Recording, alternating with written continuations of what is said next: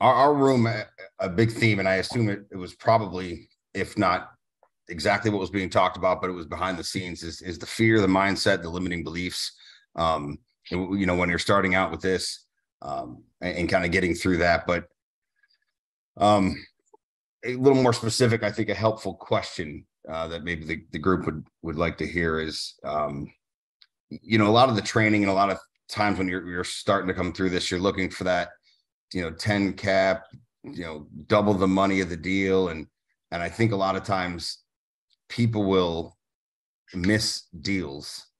They're saying it's tough to find deals. I can't find deals. I can't find a good deal, when obviously that being a relative term, if you adjust your buy box accordingly, you may find deals. So a question for you, Ken, from us would be,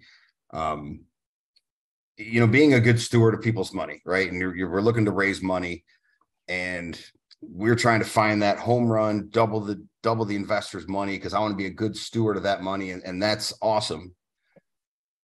But I'm afraid that if individuals are looking for that double the money, because that's the return, I don't necessarily think that that's needed, right? For every deal, you don't have to hit a home run every time. So when you're talking returns with your investors, when you're raising capital, what kind of returns are you trying to shake out of your deals that you're then offering that opportunity to the investors and give them a chance to put their money with you? Because I'm sure you're not going around touting that I'm just going to double absolutely everything and it's going to be a home run every time.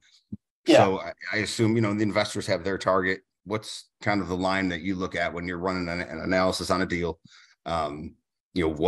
What returns am I going to offer to these people in return for their capital for this deal? Yeah, that's a great question.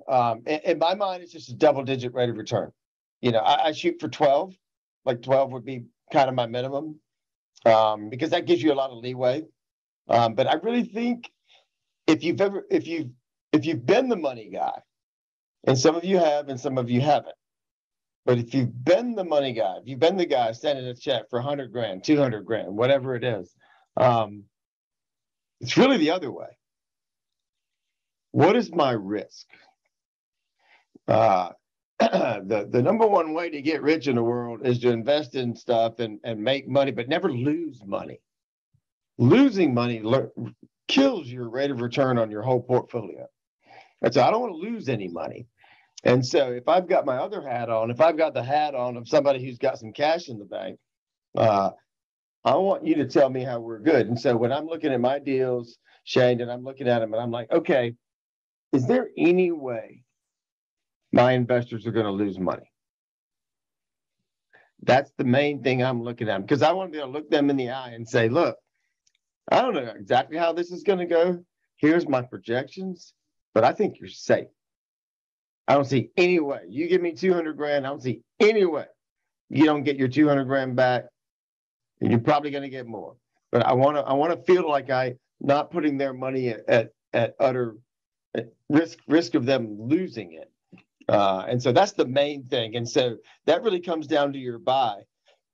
If you're not paying retail, if you're paying 80 cents on the dollar, in other words, if the second you close, you could list it and sell it for a little more, then we have some safety there. We have some safety there. We're going to go in, we're going to work our magic, we're going to try to make it better, but you're already safe. The moment we close, we're safe. If I pay $1 million for something that's worth $1 million right now, we're not safe. If I sold it and paid a fee, we'd lose money. So I want to be a little light on the way in, so that all the way through the process, if we're in this for 2 years, 3 years, 4 years, 5 years, we're safe the whole way. It's worth more than we have in it the whole way.